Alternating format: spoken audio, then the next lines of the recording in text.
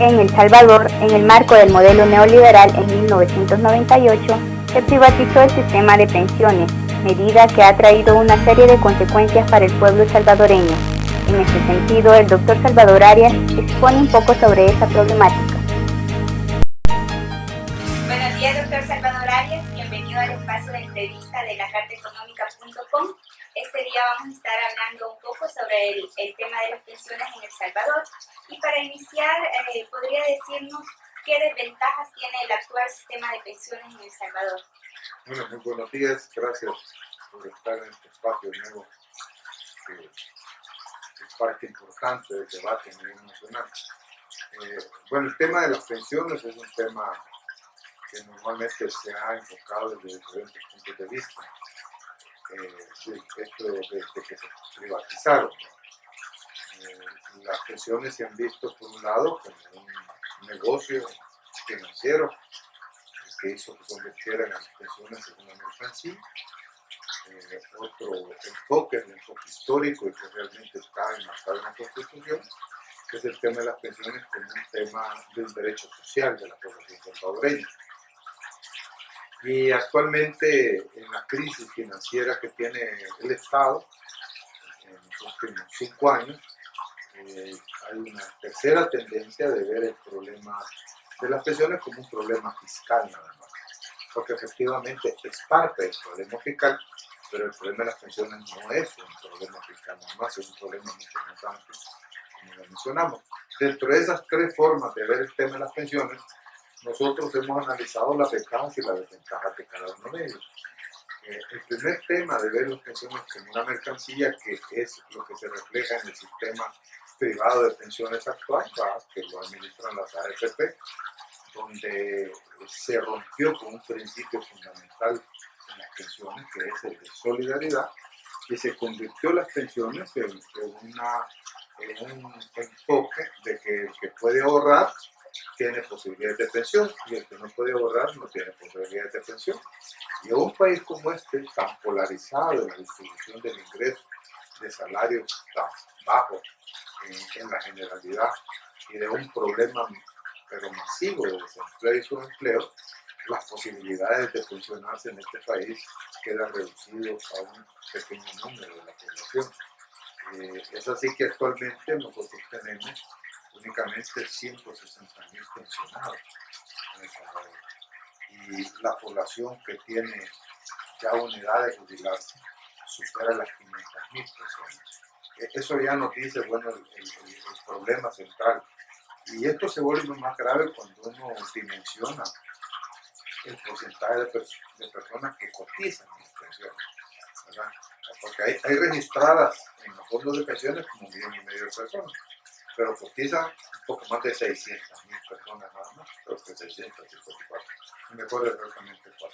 Entonces, solo ahí tenemos ya un vacío, porque según el gobierno, la medición de la población económica activa es de 2,5 millones de personas.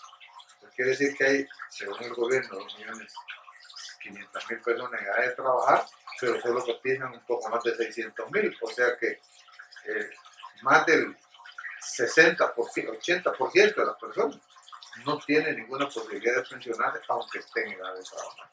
Y eso se vuelve más grave cuando sabemos que la población en edad de trabajar, que es la categoría correcta de utilizar para ver este problema, supera los 4,300,000 personas. Entonces realmente las pensiones es un privilegio de un sector reducido en el diseño privatizado. En el diseño del enfoque del gobierno, de verlo básicamente como un problema fiscal, en lo que termina, que es un enfoque final que usa el Fondo Monetario y que es como han estado queriendo resolver los problemas de pensiones en otras partes del mundo, porque en todos lados el sistema privatizado no sirve. Al final el Estado tiene que responder. En ese enfoque lo que tiene de grave es que para corregir el problema financiero en términos fiscales de las pensiones, termina haciendo que el pensionado que ya está mal pague el costo de resolver el problema fiscal de las pensiones. ¿Por qué? Porque lo que buscan es subir los años de jubilación, o sea, en lugar de los 60, le van a poner 65 años a los hombres, en lugar de 55, 60 a las mujeres, les van a subir la cotización mensual a los trabajadores y por lo tanto es negativo en el sentido que la situación no funciona por el diseño privado y porque no funciona se lo cargan a los trabajadores. Con el agravante que en este mecanismo de pensiones, quienes han ganado son las AFP. Y todo lo que ellos han ganado, que hasta ahora suman más de 400 millones de dólares de utilidades, y con una cosa grave que estas empresas AFP tienen utilidades del 100% de su patrimonio cada año. O sea, son absurdos, es una especulación financiera abierta. Entonces, ese enfoque también es un enfoque que no resuelve el problema, porque no introduce el tema de solidaridad y le está quitando la responsabilidad al Estado que por constitución la tiene, que el Estado tiene que ser, es corresponsable con el problema de las pensiones. En las pensiones hay tres responsables: el trabajador, que es el que pone la mayor parte; el empresario, que debería de poner un poco más en la cotización de las pensiones; y el Estado, que es el que ahora virtualmente está ausente teóricamente, porque en el sistema privado es el Estado el que está haciendo tiene una gran carga fiscal de gasto anualmente, de forma tal que le ha generado un proceso de endeudamiento perverso que ya no puede sostener. Entonces quiere decir que el sistema no funciona y no va a encontrar solución si solo le aplica una visión financiera, que es lo que buscan los que tienen las grandes pensiones, o sea, los que ganan 2, 3 mil, 5 mil dólares de pensión, porque claro, si le suben la tasa de interés al 6%, van a tener un alto ingreso adicionales por interés, pero eso solo es el 5% de los pensionados, si no es que menos, porque el 95% tiene pensiones que no alcanza a cubrir su canasta ampliada de mercado, o sea que está en diferentes situaciones de pobreza. Algunos llegan a la miseria porque tienen 114 dólares, no tienen ni para cubrir la canasta alimentaria de la familia. Entonces, es un esquema que no funcionó, que no sirve, que fundamentalmente ha castigado a los pensionados, ha castigado a los trabajadores, a la inmensa mayoría, y que por lo tanto hay que encontrarle una solución que incorpore los elementos centrales que establece la Constitución implícitamente, que es la solidaridad. Se quita el concepto privado y de especulación de la orden individual y de la especulación de las AFP, y se vuelve a introducir la responsabilidad del Estado y se introduce lo que es la solidaridad. O sea, quiere decir que hay un fondo de pensiones con el aporte de los trabajadores, las empresas que deberían de aportar más, y el Estado, para poder no solo garantizar las pensiones a los pocos que tienen posibilidad de pensionarse en el esquema actual por los problemas de desempleo, los bajos salarios, sino que sea la pensión universal, la cual tiene que ser analizada y darle consistencia económica. Doctor, ¿quiere decir que en el contexto actual el sistema de pensiones no puede ser posible para todos? No, es totalmente un sistema privatizado. Cuando una cosa se privatiza, significa que el mercado decide quién tiene acceso, ¿no? Y como ya vimos anteriormente, los que tienen acceso son los que tienen capacidad de ahorrar, ¿verdad? Entonces ya entra el problema de cómo se distribuye el ingreso en este país. Y si nosotros conocemos detalles como la inmensa mayoría de la población no tiene capacidad de ahorrar. Es más, muchos pensionados, trabajadores que ahorran y tienen un sacrificio en su nivel de vida actual, con el agravante que aunque hagan ese sacrificio, cuando estén jubilados no van a tener ninguna solución al problema y van a vivir en las mismas circunstancias o peores de las que actualmente, que es lo que pasa a muchos pensionados, que viven peor que cuando trabajaban, porque las pensiones los llevan a niveles de ingresos mucho más bajos de los que ya han tenido en su historia salarial. Y por eso es que muchas personas a veces no se quieren jubilar, ¿verdad? Sí, no quieren jubilarse porque si se jubilan ya ganan menos. Y ahí entonces algunos pensionados ven y después buscan otro trabajo. Y entonces ahí pasan leyes para que no le den otro trabajo al que está jubilado, porque ya está jubilado, aunque la jubilación sea de hambre, por un problema fiscal, porque no quieren generar más empleo en el Estado.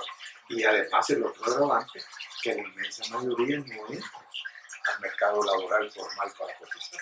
Entonces, por eso es que el sistema tiene que abrirse. Entonces, queda claro que urge una reforma en el sistema de pensiones.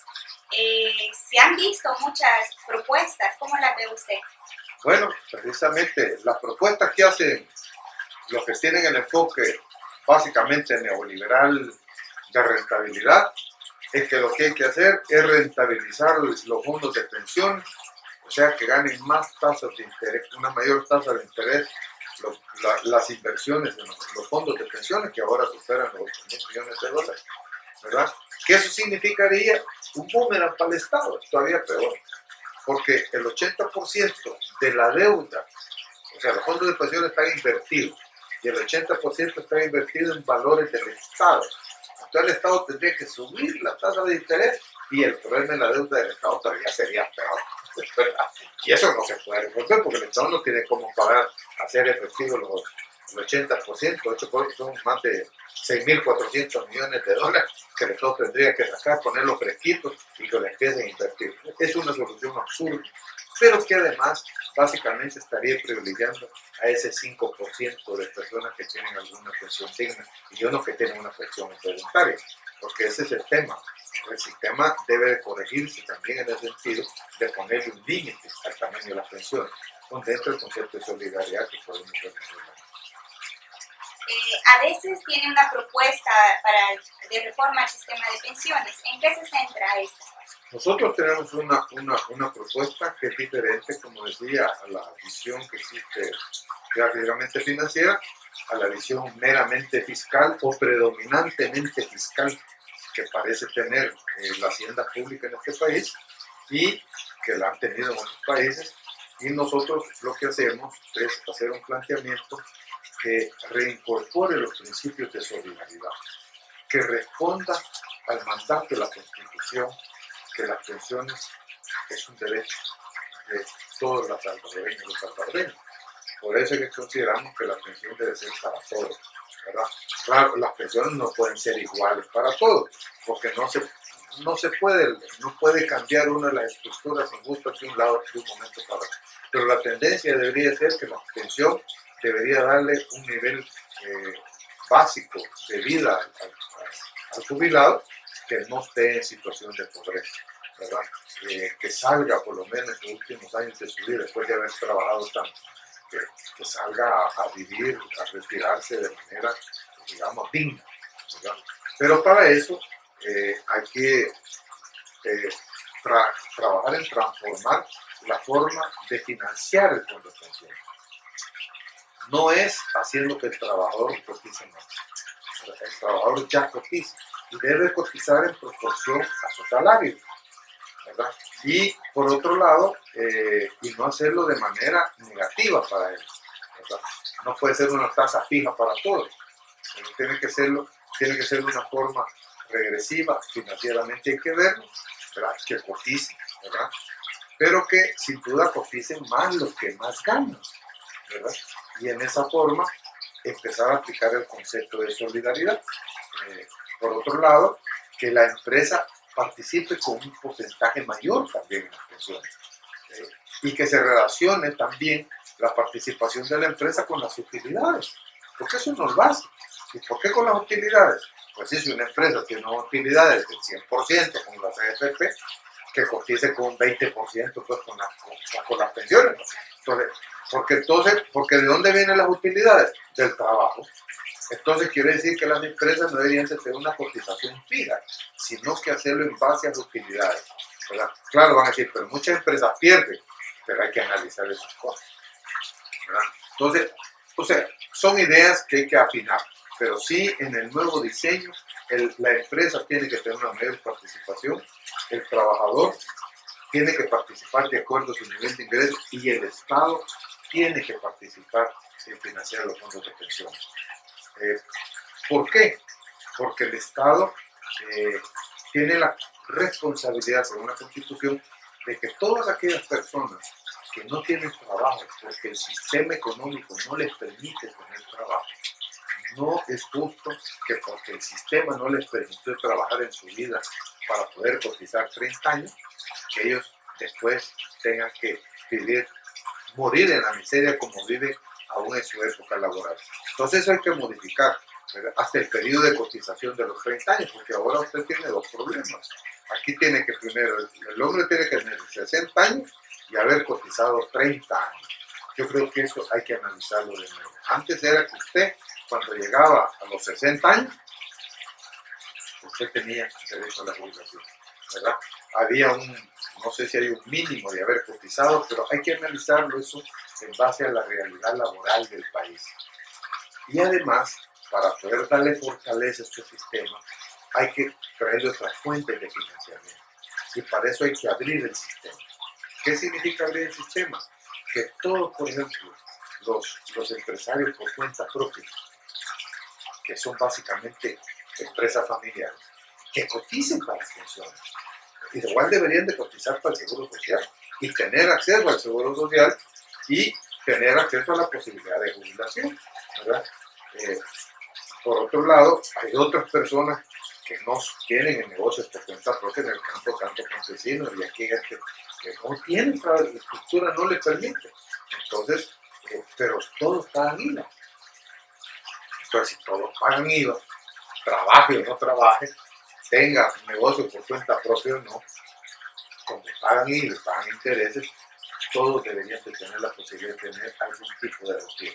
Y eso es lo que se llama la universalización, porque de hecho el pago de los intereses en este país está universalizado. Todos pagamos interés, pero no todos tienen derecho a pensión. Esa es la revisión que nosotros proponemos, ¿verdad? Que hay que hacer y hay que modificarlo. Financieramente nosotros hemos evaluado el sistema. Actualmente el sistema tiene, ahora debe de tener ya mucho más de los 8.000 millones de dólares. En el 2013 tenía 8.000 millones de dólares de fondos sociales.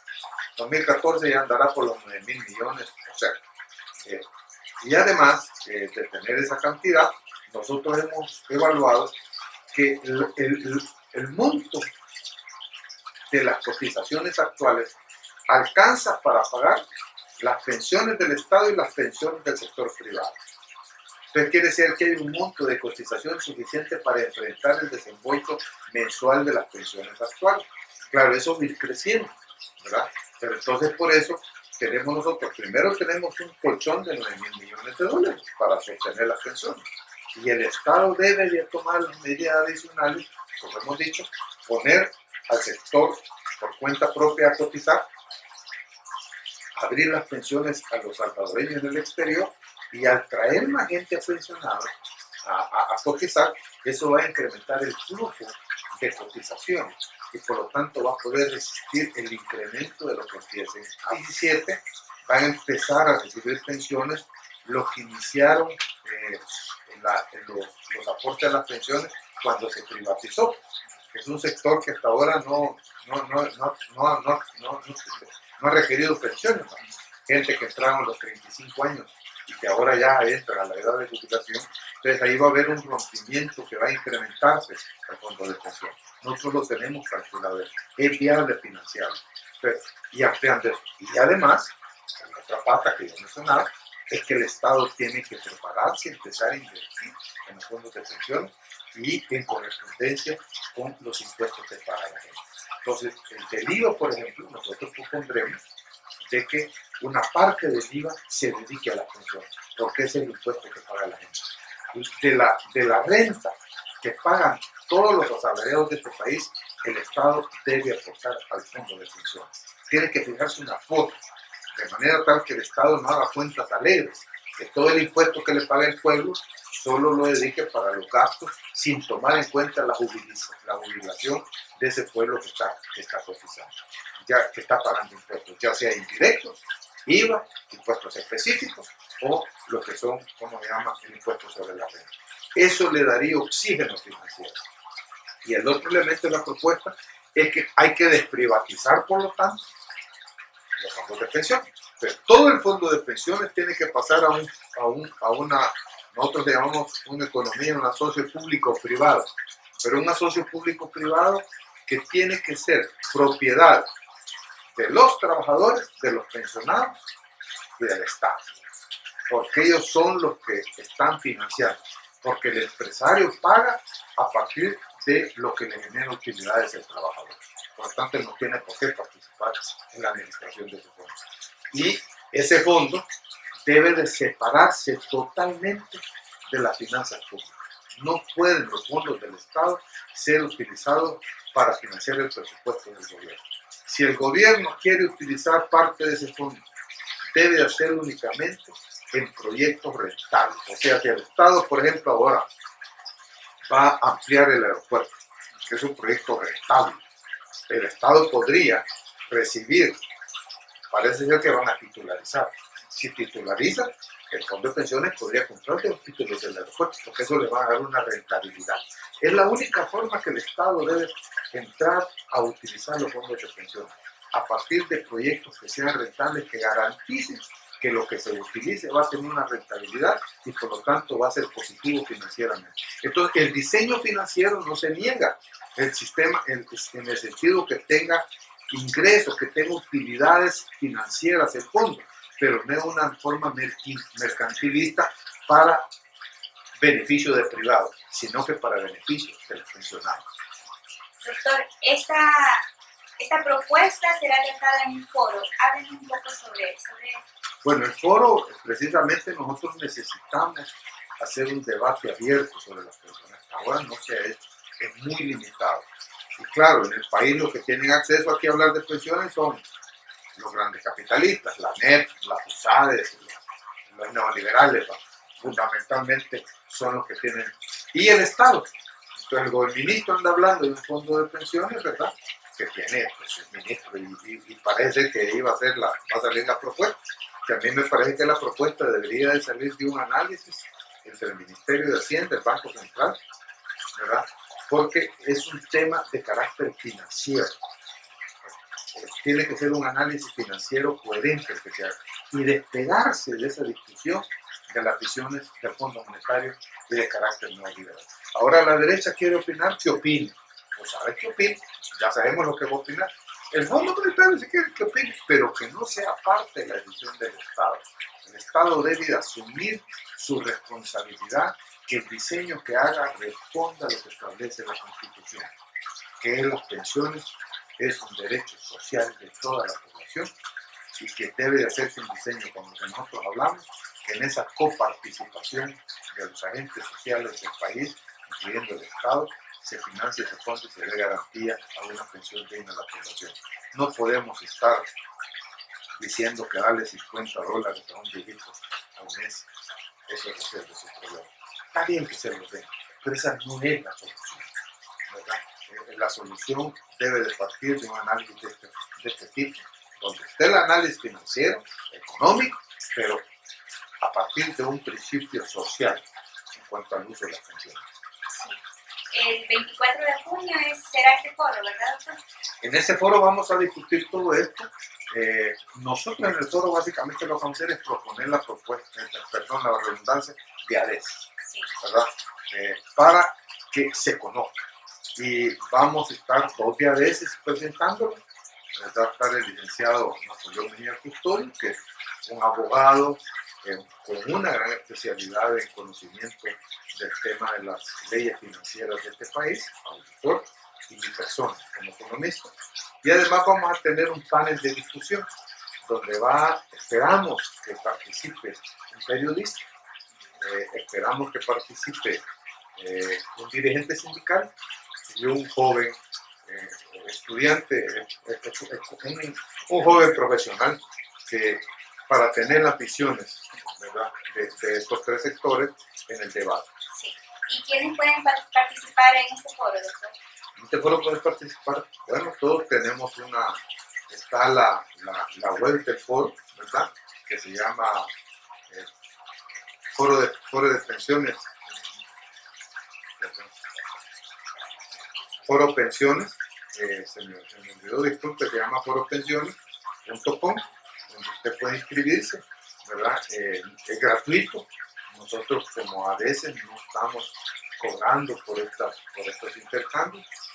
estamos tratando de que se abra el debate y por eso puede participar libremente.